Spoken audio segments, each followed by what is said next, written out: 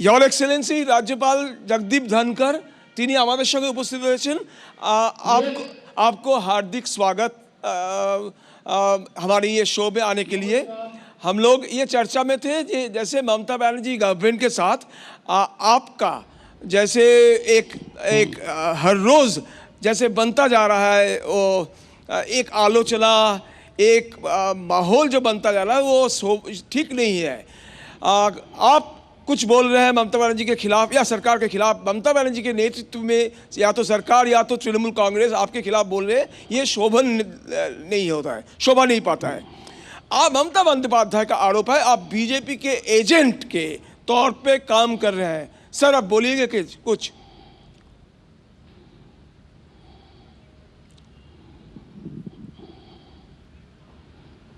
देखिए, मुझे तो आश्चर्य है कि क्या हम निष्पक्ष हो ही नहीं सकते क्या हमारे इतने हालात हैं कि मीडिया सही तरीके से जांच पड़ताल नहीं कर सकता।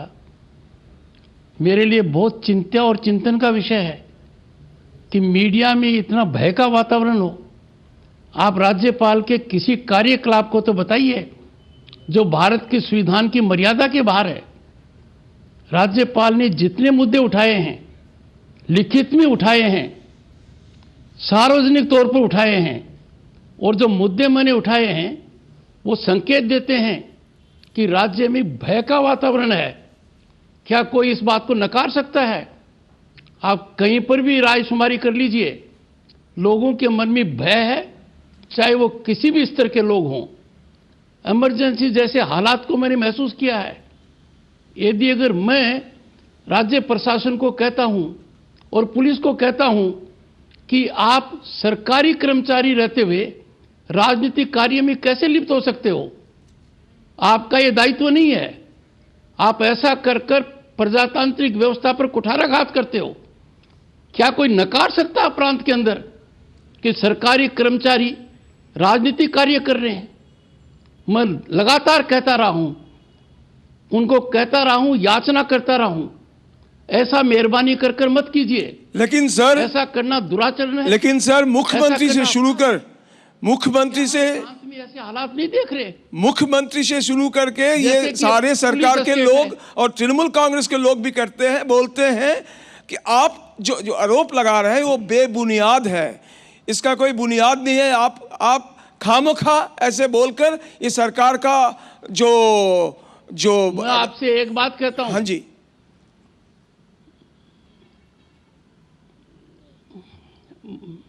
समझ गया मैं आपकी बात है, क्योंकि यहां मीडिया मेरे से प्रश्न पूछता है। क्यों पूछता है? क्योंकि मीडिया उनसे प्रश्न पूछने की हालात में नहीं है, यही मैं कह सकता हूं, ज्यादा नहीं कहूंगा। मुझे उस दिन का बहुत डर लगता है जिस दिन मीडिया डर जाएगा। और मुझे कहने में संकोच नहीं है कि मैं ये नहीं कह सकता कि आज के दिन मीडिया डरावा नहीं है। आप मुझे बताइए, राज्यपाल यदि अगर प्रश्न सरकार से पूछता है, उसका एक भी जवाब नहीं दिया जाता है और मीडिया इस पर साइलेंस मेंटेन करता है, आप क्या मीडिया ने इस ओर कभी ध्यान दिया कि राज्यपाल ने 7 फरवरी 2020 को विधानसभा में जो अभिभाषण दिया वो ब्लैकआउट क्यों हुआ? क्या इमरजेंसी जैसी भयानक स्थिति नहीं थी? राज्यपाल यदि अगर पूछता है कि बंगाल ग्लोबल बिजनेस समिट में आप 12,30,000 करोड़ का इन्वेस्टमेंट बताते हैं, मैं तो इतना पूछ रहा हूं कहां पर है, किस भूभाग में है, किस स्टेज के ऊपर है? मुख्यमंत्री स्वयं ने पेंडेमिक परचेज के लिए 2,000 करोड़ का स्कैंडल था, खुद जांच बैठाई, क्या हुआ उस जांच को? सर, हाथ जोड़कर विनती करता हूं, मीडिया मेहरबानी करके अब उनसे प्रश्न पूछना चालू करे जिनको जवाब देना है, जो कटघरे में है। राज्यपाल ने जितने प्रश्न पूछे हैं, लिखित में पूछे हैं, मर्यादा में रहकर पूछे हैं, सार्वजनिक रूप पर पूछे हैं, उनका जवाब क्यों नहीं आ रहा है? सर मैं ये कहना चाहता हूं मीडिया के तरफ से, जेल के अंदर कितने सर लोग मारे गए थे? मीडिया के तरफ से जी 24 घंटे की तरफ से सरकार ने ये कहा मैं बता 5 सकता मारे हूं, हम लोग तो सब कुछ दिखाते हैं, सब कुछ सुनाते हैं, सब कुछ बोलता है, और आपकी मेहरबानी है, आप मेरे कहने पर आप राजी हुए, अब समय दिए। लेकिन सर आप ही के बात अभी लाखों जनता के पास जा रही है, तो जारी है, मैं हमारे जारी है। सर मेरा कहना ये है, मैं हाथ जोड़कर कहता हूं, सर मेरा कहना ये, सत्ताधारी पार्टी तृणमूल कांग्रेस का आरोप है आपके कार्यकाल में राजभवन, मीडिया ने कभी राजभवन बीजेपी के पार्टी के ऑफिस में तब्दील हुआ है। सर इसका क्या जवाब देंगे प्लीज? सर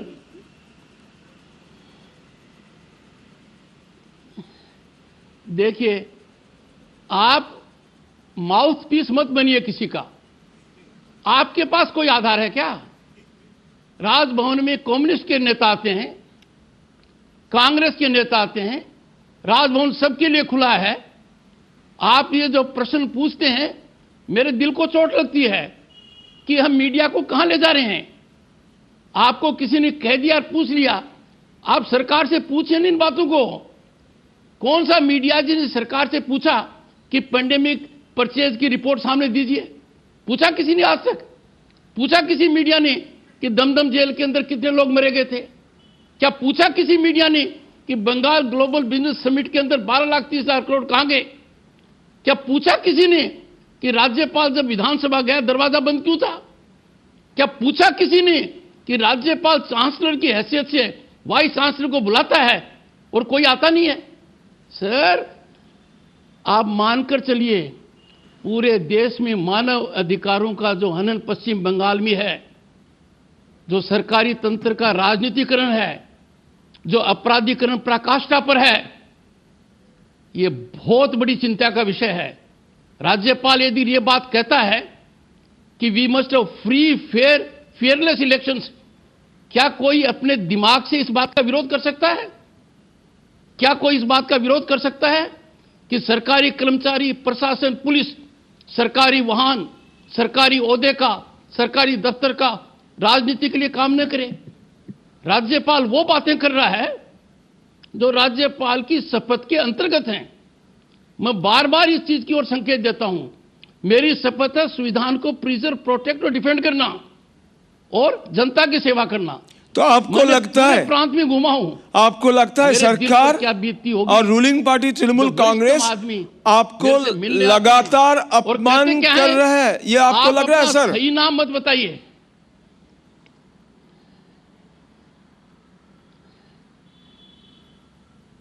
मेरे को नहीं, भारत के संविधान को लांछित कर रहे हैं। मेरे को नहीं, वो मर्यादा से बाहर हैं।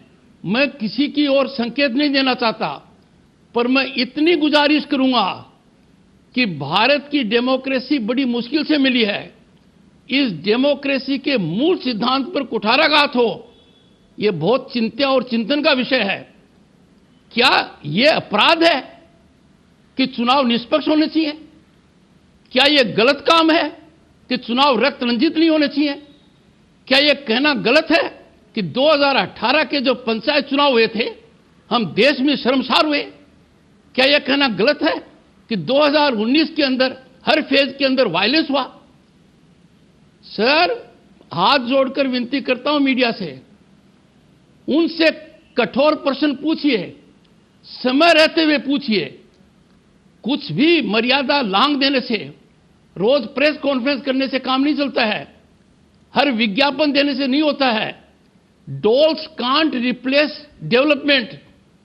मैं पूछता हूं आपसे, पश्चिम बंगाल के हर किसान को 70 लाख से ज्यादा उनकी संख्या है, अब तक 14,000 का नुकसान हो चुका है। 10,000 करोड़ का नुकसान पूरे किसान वर्ग को हो चुका है। कोई प्रश्न नहीं पूछता। ये कैसी इकोनॉमिक्स है? ये कैसी राजनीति है? तो सर आपको लगता है, सर आपको लगता है ये पश्चिम बंगाल में सार्वजनिक रूप से डेवलपमेंट नहीं हुआ है, डोल की राजनीति चल रहा है? सर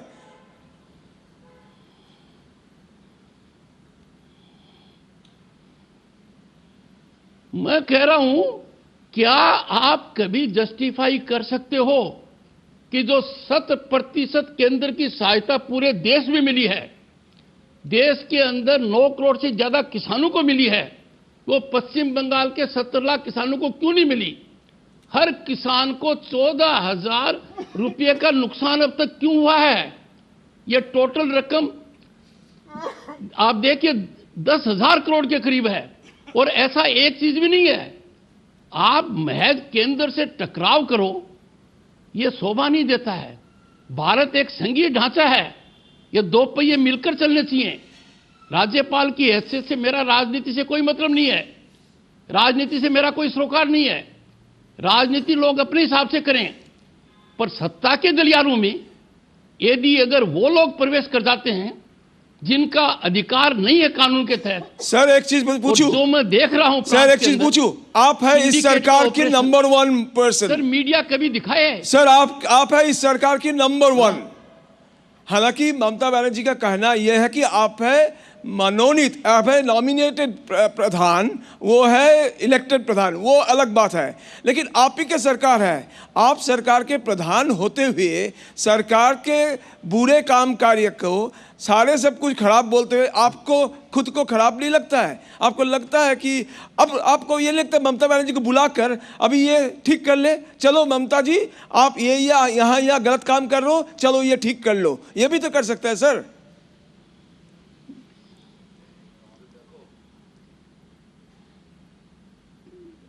आप सोचिए, क्या इस राज्यपाल ने कोई कसर रखी है?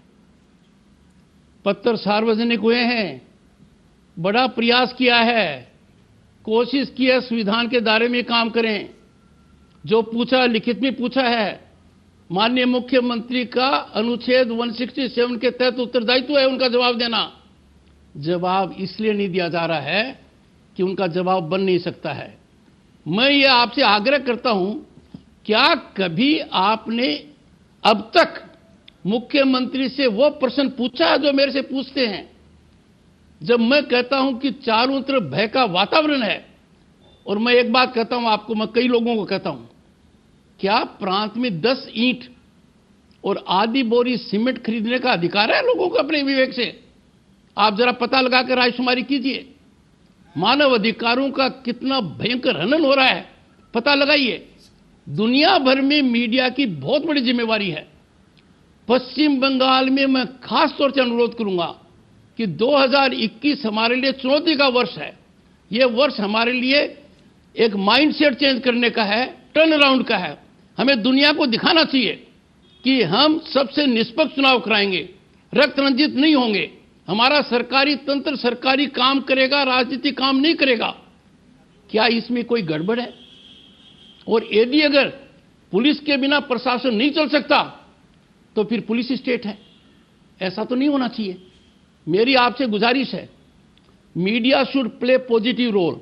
मीडिया को एक मुहिम करनी चाहिए कि पश्चिम बंगाल में 2021 का जो वर्ष है वो वर्ष ये स्थापित करे कि यहां प्रजातंत्र की जड़ें मजबूत हैं, यहां पर रक्त रंजित चुनाव नहीं होगा, सरकारी तंत्र अपना सरकारी तंत्र का ही काम करेगा।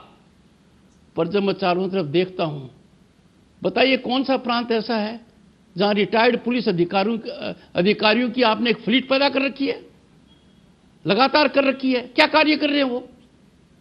राजनीति के अंदर लिप्त हैं। राज्य के डीजीपी की हैसियत क्या है जिनको आपने अपॉइंट कर रखा है स्टेट सिक्योरिटी एडवाइजर? वो उनसे 4 पायदान नीचे आते हैं। ऐसा तो कोई तंत्र हो नहीं सकता है। मैं आपको बता रहा हूं, थोड़ा चिंतन कीजिए। We are in a state जिसका पोटेंशियल बहुत जबरदस्त है। यहां के लोगों की प्रतिभा में किसी प्रकार की कमी नहीं है। They are perhaps the best human resource we can ever find. Sir बहुत अच्छा बोले हैं, लेकिन आप जो ये कह रहे हैं ना 2021, इसमें माइंडसेट की चेंज होनी चाहिए। इसको लेकर भी चर्चा शुरू हो गया कि आप 2021 को ही क्यों गिन रहे हैं और उसमें चेंज की बात कह रहे हैं। इस चेंज के पीछे आप सत्ता की कोई चेंज के बारे में कुछ बोल रहे हैं या नहीं, इस पर भी तृणमूल कांग्रेस चर्चा कर रहे हैं। सर मेरा अंतिम सवाल यही बात है। हाँ जी। नहीं, ये आपका बहुत प्रश्न, अच्छा प्रश्न है। नहीं नहीं, ये आपका बहुत अच्छा प्रश्न है। 2021 की चर्चा इसलिए कर रहा हूं कि 2021 में चुनाव हैं। चुनाव एक बहुत बड़ा महायज्ञ है।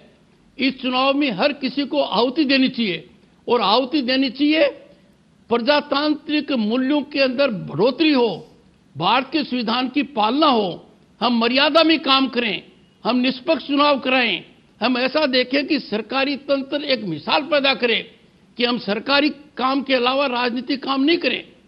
पर सरकारी कर्मचारी, पुलिस यदि अगर पॉलिटिकल वर्कर की तरह काम करेंगे तो प्रजातांत्रिक व्यवस्था के ऊपर बहुत बड़ा कुठाराघात है। मेरी हाथ जोड़कर आपसे भी विनती है, सभी लोगों से है, ये मौका हमें करना है। नतीजा क्या होता है राज्यपाल का, इससे कोई सरोकार नहीं है। सर मेरा एक अंतिम सवाल है आपसे। न लेना है न देना सर है। मेरा अंतिम सवाल, कैसे चुनाव संपन्न हो, अंतिम सवाल सर, ये सवाल ये है कि आप तो इतिहास की भी बड़ी अच्छी स्टूडेंट है, आप बहुत दिन से ये देश की इतिहास देख रहे हैं, बहुत अच्छे तरह से जानते हैं। अगर आपको बोला जाए कि इससे पहले था लेफ्ट का ज़माना 34 साल, अभी चल रहा है तृणमूल कांग्रेस का ज़माना, दोनों में अगर तुलना करने के लिए कहा जाए आप क्या कहेंगे, कौन सी ज़माना इससे मतलब बेहतर था, तृणमूल कांग्रेस का ज़माना या लेफ्ट की ज़माना?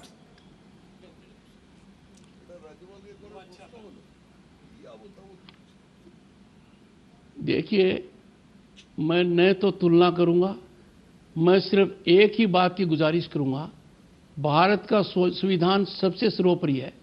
भारत के संविधान ने हमें सिद्धांत दे रखे हैं, संविधान की पालना होनी चाहिए, और संविधान साफ रूप से कहता है कि मर्यादा में रहकर ये कार्य होना चाहिए। यदि अगर मैंने माननीय मुख्यमंत्री को थोड़ा आगाह किया है तो ये कहकर किया है कि भारत के एक भूभाग में दूसरे भूभाग का व्यक्ति आउटसाइडर नहीं हो सकता। क्यों नहीं हो सकता? क्योंकि भारत का प्रियम्बल कहता है कॉन्स्टिट्यूशन का, वी दी पीपल। आप याद कीजिए, नेताजी सुभाष बोस ने लड़ाई लड़ी, पूरे देश के लिए लड़ी, दुनिया में जाकर लड़ी, उनके सिद्धांतों को हमें देखना चाहिए। रविन्द्रनाथ टैगोर को दर्द हुआ जलियांवाला बाग का, किस लिए? खुदीराम बोस ने जो कार्य किया, इतनी दिलेरी दिखाई, कहां दिखाई? सर इस देश को, सर आपका कहना है वी आर यूनाइटेड, आपका कहना है इस सरकार के जरिए के अंदर आउटसाइडर का कंसेप्ट, सर आपका कहना है इस सरकार के जरिए संविधान का मर्यादा भूलुंठित हो रहा है। जो सरकार संविधान की मर्यादा भूलुंठित करते हैं उसको सत्ता में रहना चाहिए। मेरा आग्रह है,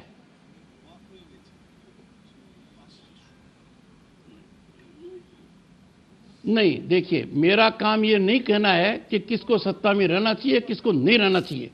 मेरा ये कहना है कि जो 2021 में चुनाव हैं वो निष्पक्ष हों, कानून के अनुसार हों, सरकारी तंत्र और पुलिस राजनीतिक कार्य न करे, वो रक्त रंजित नहीं हो, और इसके लिए मैं कार्यरत हूं। और इसमें कोई दूसरा मत रखता है उससे मैं चर्चा करने को तैयार हूं। Thank you so much, thank you so much. You are really a busy person and you have given us 10 minutes of time from your busy schedule. Thank you so much, Your Excellency, Jagdeep Dhankhar. মাননীয় রাজ্যপাল আমাদের সঙ্গে এতক্ষণ ছিলেন। আমরা